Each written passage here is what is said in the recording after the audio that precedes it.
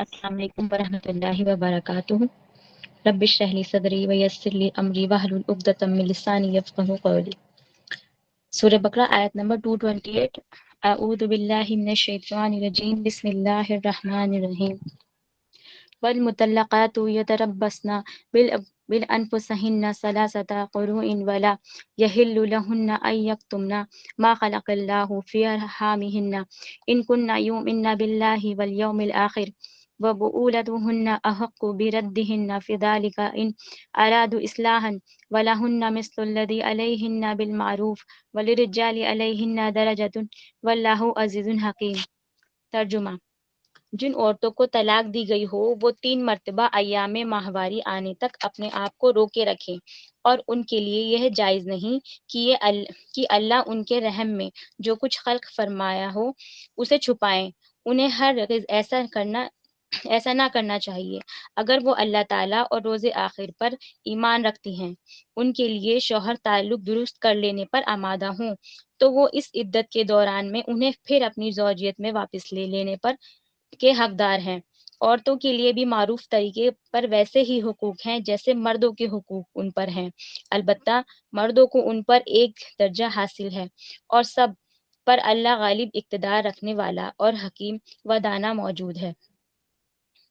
इस आयत में हम तलाक के मसाइल को समझेंगे इंशाल्लाह। उससे पहले तलाक से पहले जो मरहले होते हैं, जैसे कि तलाक जो होता है वो लास्ट स्टेज एक तरीके से कह सकते हैं कि जो अनबन होती है उसकी लास्ट स्टेज होती है, ठीक है। तो जो तलाक है वो अल्लाह ताला की नज़रों में एक हदीस का मफ़हूम है, अबू दाऊद 2178।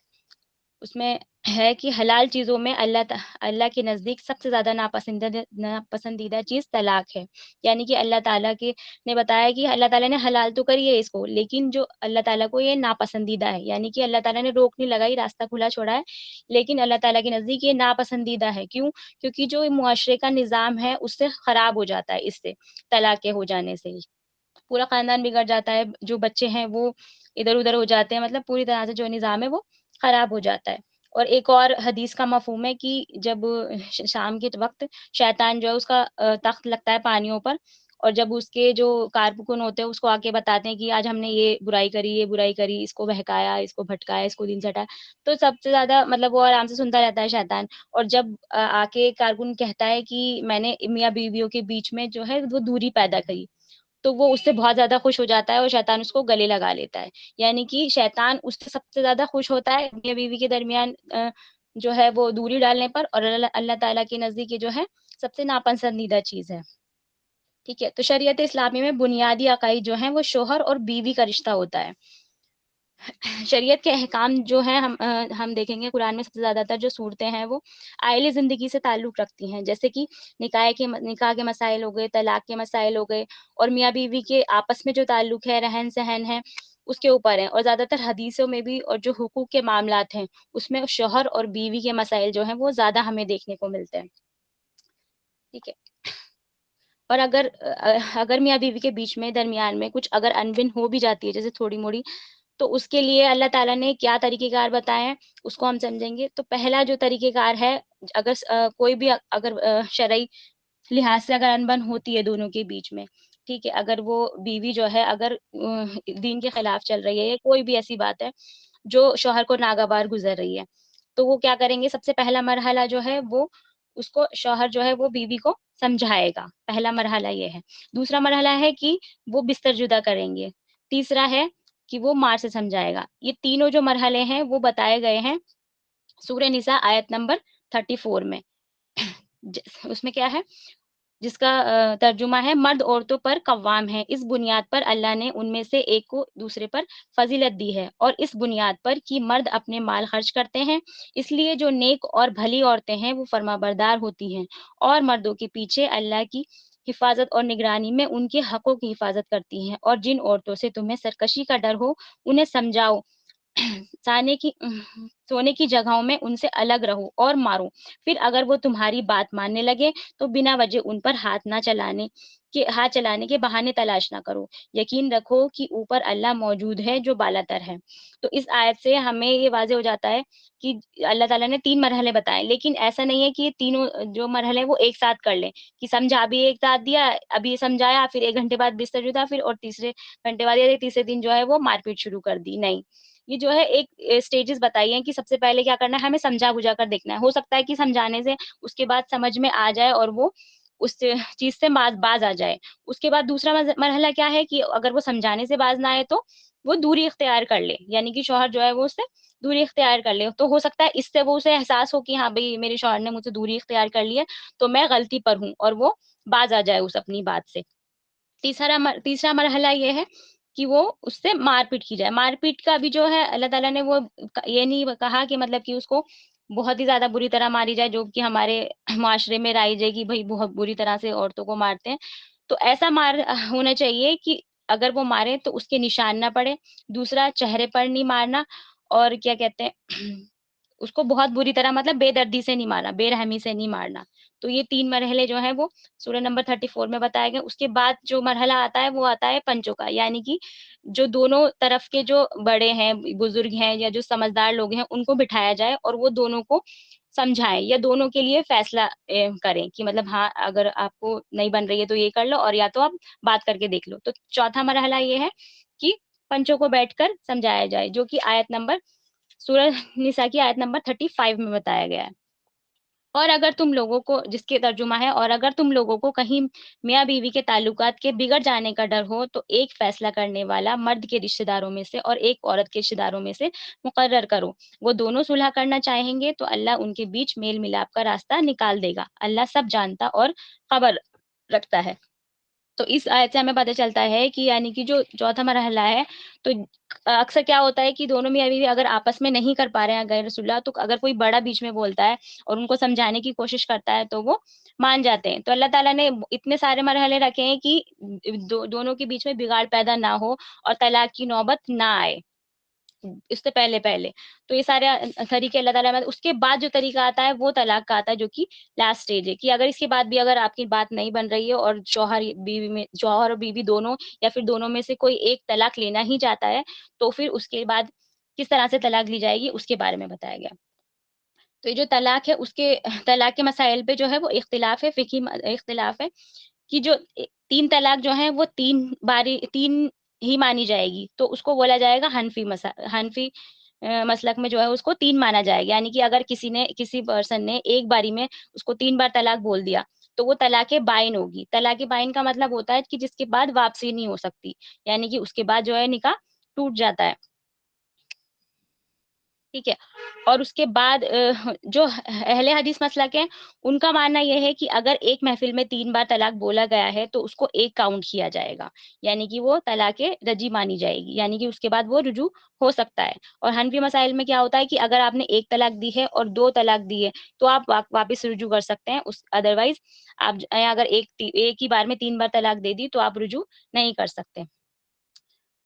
تو اس صورت میں اگر یا پھر اصلاً میں بھی 1 یا 2 یا 3 بار طلاق دے دی گئی تو عورت کو عدت کرنی ہوگی، یعنی کہ اگر کوئی مثلاً 1 بار طلاق دیتا ہے تو بھی عورت کو عدت کرنی ہے، اگر 2 بار کہتا ہے تو بھی عدت کرنی ہے، اور اگر کوئی 3 بار طلاق دیتا ہے ایک ہی ساتھ میں تو بھی اسے عدت کرنی ہی کرنی ہے۔ فرسٹ اگر کوئی طلاق دی گئی ہوتی ہے تو اس کو کہتے ہیں طلاق رجی، جس کے بعد رجی ہو سکتا ہے۔ سیکنڈ جو طلاق ہوتی ہے اس کو بھی طلاق رجی کہتے ہیں، اس کے بعد بھی واپسی ہو سکتی ہے، یعنی کہ عدت کے دوران اگر شوہر چاہے رجوع کرنا، واپسی کرنا، یعنی کہ اگر ان کو سمجھ آ گیا ہے کہ ہاں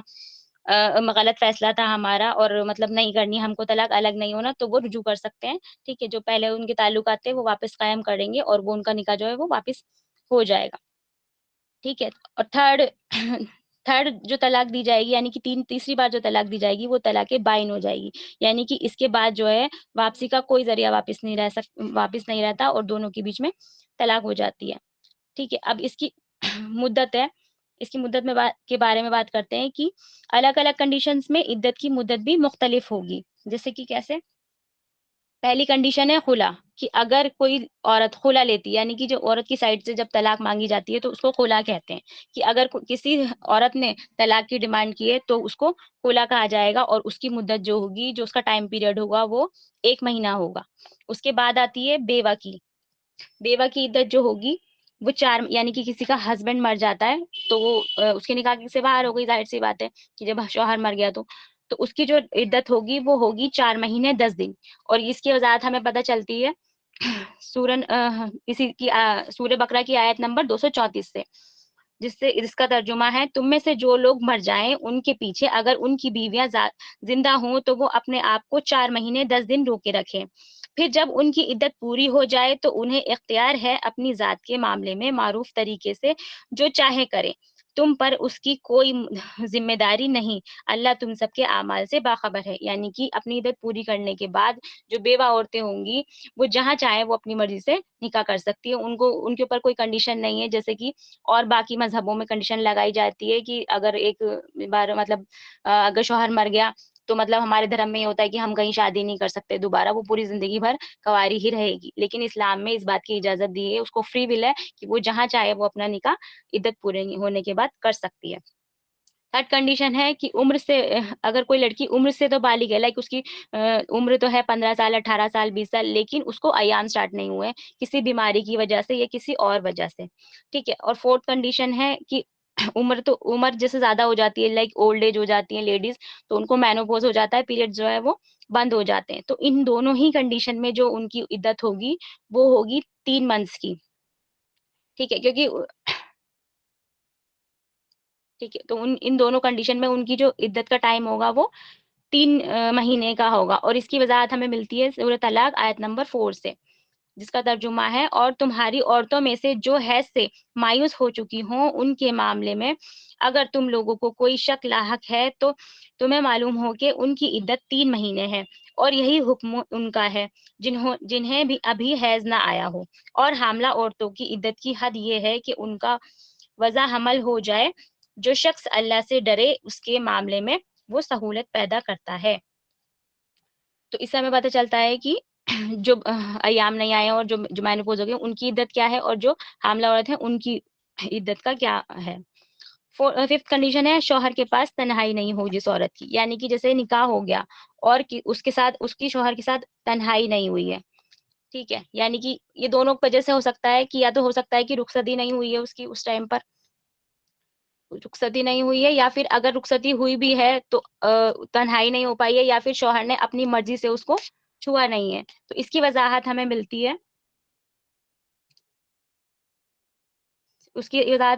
ہے سورہ احزاب میں آیت نمبر 49 میں، جس کا ترجمہ ہے اے لوگوں جو ایمان لائے ہو جب تم مومن عورتوں کا نکاح کرو اور پھر انہیں ہاتھ لگانے سے پہلے طلاق دے دو تو تمہاری طرف ان پر کوئی عدت لازم نہیں ہے جن کے پورے ہونے کا تم مطالبہ کر سکو، لہٰذا انہیں کچھ مال دو اور بھلے طریقے سے رخصت کر دو، یعنی کہ اگر جس کی عورت کی تنہائی نہیں ہوئی ہے اس کی عدت کیا ہوگی، اس کی کوئی عدت نہیں ہوگی، یعنی کہ وہ آزاد ہے، جیسے ہی اس کو طلاق ہوئی اس کی تنہائی نہیں ہوئی ہے اپنے شوہر کے ساتھ تو وہ فوراً ہی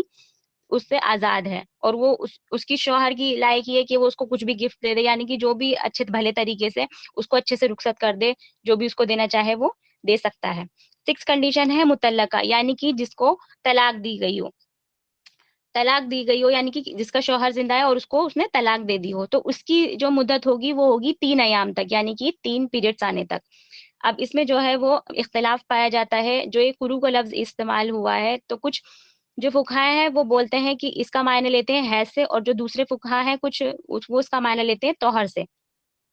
ٹھیک ہے۔ اب حیض جو مانتے ہیں جو اس لفظ کو قروء لفظ کو حیض مانتے ہیں، اس کا کیا مطلب ہوتا ہے کہ اگر 3 پیریڈ ہو گئے، اگر طلاق دینے کے بعد 3rd پیریڈ سٹارٹ ہو گیا، یعنی کہ اب جیسے کہ آج طلاق ہوئی، نیکسٹ ٹائم جب پیریڈ آیا، فرسٹ پیریڈ آیا تو ایک پیریڈ گزر گیا، پھر نیکسٹ پیریڈ آیا، پھر جو 3rd پیریڈ سٹارٹ ہوگا، پیریڈ سٹارٹ ہوتے ہی اس کی جو ہے وہ مدت جو ہے عدت ہے وہ ختم ہو جائے گی۔ اور جو قروء لفظ کو طہر کے معنی میں لیتے ہیں تو ان کا مسئلہ کیا ہوگا کہ اگر جیسے فرسٹ پیریڈ آیا، 3rd پیریڈ آیا، اور فرسٹ آیا، سیکنڈ آیا، اور 3rd پیریڈ سٹارٹ ہونے کے بعد جب تک وہ فارغ نہیں ہو جائے گی اور فارغ ہونے کے بعد پاک نہیں ہو جائے گی تب تک اس کی جو ہے وہ عدت رہے گی۔ تو دونوں ہی کنڈیشن میں جو ہے وہ 3-4 دن کا فرق ہوتا ہے، اس سے زیادہ نہیں ہوتا۔ جو لوگ حیض جو فقہاء اس کو حیض مانتے ہیں ان میں شامل ہے کہ حضرت ابوبکر، حضرت عمر، حضرت علی، جو کہ حنفی حضرات نے بھی اسی کو اختیار کیا ہے۔ اور جو لوگ اس کو توہر کے معنی میں لیتے ہیں ان میں شامل ہیں، ان فقہا میں شامل ہیں حضرت عائشہ، حضرت عمر، حضرت زین بنت ثابت، اور اس کو جو ہے وہ شافعی اور مالکی فقہا نے بھی اس کو اختیار کیا ہوا ہے۔ اس کے بعد آتی ہے جو 7 کنڈیشن ہے، وہ آتی ہے حاملہ عورت کی، یعنی کہ اگر طلاق کے وقت یا پھر اس کی شوہر کے انتقال ہونے کے بعد اگر کوئی عورت حاملہ ہے تو اس کی جو عدت ہوگی وہ جب تک ہوگی جب تک کہ اس کے حمل میں اس کا بیبی ہے، یعنی کہ اگر صبح اس کو طلاق ہوئی یا پھر اس کا شوہر مرا اور شام کو اگر اس کی ولادت ہو گئی، بچہ پیدا ہو گیا، تو اس کی جو عدت ہے وہ تبھی ختم ہو جائے گی، وہ وہیں تک اس کی عدت رہے گی۔ اب کن کن کنڈیشن میں جو ہے وہ طلاق نہیں دے سکتے، وہ 3 کنڈیشن ہے، ایک تو ہے حیض کی حالت میں، دوسرا ہے غصے کی حالت میں، اور تیسرا ہے نشے کی حالت میں۔ ان 3 کنڈیشن میں جو ہے وہ ہم جو طلاق نہیں دی جائے گی۔ ایک بار کیا ہوا تھا کہ ایک حدیث کا مفہوم ہے کہ حضرت عمر کے بیٹے نے اپنی وائف کو حیض کی حالت میں طلاق دے دی تھی، تو حضرت صلی اللہ علیہ وسلم نے ان کو بولا رجوع کرنے کے لیے، اور پھر ان کو رجوع کیا گیا۔ اس کے قریب 20 ایئرز بعد کیا ہوا تھا کہ جب خلافت کی بات چلی تو لوگوں نے بولا کہ حضرت عمر سے کہ آپ اپنے بیٹوں کو، ہم ان سے متفق ہیں، ان کو خلافت دے دو۔ تو حضرت عمر نے کہا کہ نہیں، میرے بیٹے کو تو اپنی وائف کو طلاق دینی نہیں آئی، تو میں اس کے ہاتھ میں خلافت کیسے دے دوں؟ یعنی کہ اتنے سینسیٹیو معاملہ ہے اس کا، جو آج کل ہم لوگ اتنا اس کو ہلکے میں لے لیتے ہیں۔ اس کے بعد اس آیت میں کہا گیا ہے کہ عورتوں کے لیے بھی معروف طریقے پر ویسے ہی حقوق ہیں جیسے کہ مردوں کے حقوق ان پر ہیں، یعنی کہ حقوق جو ہیں وہ دونوں کے سیم ہیں۔ کوئی ایسا نہ سمجھے کہ اگر یہ طلاق کا جو معاملہ ہے اللہ تعالیٰ نے شوہر کو اس کو زیادہ اختیار دیا ہے تو ان کے حقوق زیادہ ہیں، نہیں، جیسے مردوں کے حقوق ہیں ایسے ہی عورتوں کے بھی حقوق ہیں، یعنی کہ جو ایکوالٹی ہم ویسٹرن کلچر میں دیکھتے ہیں وہ ایکوالٹی اسلام میں نہیں ہے، کیونکہ ایکوالٹی کسی طرح سے ہے ہی نہیں۔ جو مرد ہے وہ الگ ہے، اس کی فزیکل اپیرنس الگ ہے، عورت کی فزیکل اپیرنس الگ ہے، جو کیا کہتے ہیں عورت کی جو مینٹل سٹیبلٹی ہے وہ الگ ہے، مرد کی جو مینٹل سٹیبلٹی ہے وہ الگ ہے، تو دونوں جو ہے وہ کسی بھی طرح سے ایکول ہے ہی نہیں، تو ہم ان کو ایکول رائٹس دے ہی نہیں سکتے۔ ہاں، لیکن جو حقوق ہیں اور فرائض ہیں وہ دونوں کے برابر ہے، یعنی کہ جتنی عزت کا حقدار مرد ہے اتنی ہی عزت کی حقدار عورت بھی ہے۔ جیسے جتنی عبادت اللہ تعالیٰ نے مرد کو کرنے کے لیے بتائی ہے کر سکتا ہے، اتنی ہی عورت بھی کر سکتی ہے، ٹھیک ہے۔ جینے کا حق ہے، جینے کے رائٹس ہیں، وہ اتنے ہی عورت کے ہیں اور اتنے ہی مرد کو بھی ہے، یعنی کہ جو بیسک حقوق ہیں وہ دونوں کے سیم ہیں، لیکن دونوں کی ذمہ داریاں الگ ہیں، تو اسی لیے ان کی اتھارٹیز بھی الگ ہیں۔ مرد قوام ہے، ٹھیک ہے، یعنی کہ جو بھرن پوشن کرنا ہے، اس کا لالن پالن کرنا ہے، تو وہ ساری جو ہے وہ کیونکہ اس کی فزیکل اپیرنس کی وجہ سے، فزیکل اسٹیبلٹی کی وجہ سے اس کو دی گئی ہے اتھارٹی، ذمہ داری مرد کو دی گئی ہے، ٹھیک ہے، وہ قوام ہے، وہ ساری چیزوں کا پرووائڈر ہے، تو اسی لیے اتھارٹی بھی اس کی ہونی ہی چاہیے۔ تو اگر اتھارٹی نہیں ہوگی تو کیا ہوگا، معاشرے میں جو ہے وہ بگاڑ پیدا ہوگا۔ اگر کسی انسان کو مطلب پوری ذمہ داری تو دے دی گئی لیکن اتھارٹی نہیں دی گئی تو وہ کیا ہوگا، پھر سماج میں بگاڑ پیدا ہوگا۔ اسی لیے اللہ تعالیٰ نے اپنی حکمت کے تحت مرد کو ذمہ داری کے ساتھ ساتھ اتھارٹی بھی دی گئی ہے۔ احترام جو ہے وہ دونوں کے برابر ہے، دونوں ہی جو ہے اللہ کی نظروں میں برابر ہے، کوئی زیادہ نہیں ہے، کوئی کم نہیں ہے، تو دونوں کی نظروں میں برابر ہیں۔ تو مردوں کو ان پر ایک درجہ حاصل ہے، یعنی کہ جو اللہ تعالیٰ نے جو اس کو اتھارٹی دی ہے، جو ایک درجہ حاصل دیا ہے، وہ کسی حکمت کے تحت دیا گیا ہے، کیونکہ وہ مرد زیادہ اسٹیبل ہے اکارڈنگ ٹو لیڈیز، اور سب پر اللہ غالب اقتدار رکھنے والا اور حکیم اور دانا موجود ہے۔ یعنی کہ ان سب سے جو باتیں کہی گئی ہیں کہ عورتوں کو کس طرح عدت کرنی چاہیے، اور ان کے جو حمل ہے ان پہ ان کے شوہروں کا زیادہ حق ہے، اس کے بعد ساری چیزوں کے بعد جو نچوڑ ہے وہ یہی ہے کہ اللہ سب پر غالب اقتدار رکھنے والا ہے، یعنی کہ اللہ سب کچھ جاننے اور سمجھنے والا ہے۔ کوئی یہ نہ سمجھے کہ ہاں اللہ نہیں دیکھ رہا ہے، اللہ سب کچھ جان رہا ہے اور سمجھ رہا ہے۔ جزاکم اللہ خیر، آخر الدعوانا الحمد للہ والحمد للہ رب العالمین۔ السلام علیکم و رحمۃ اللہ وبرکاتہ۔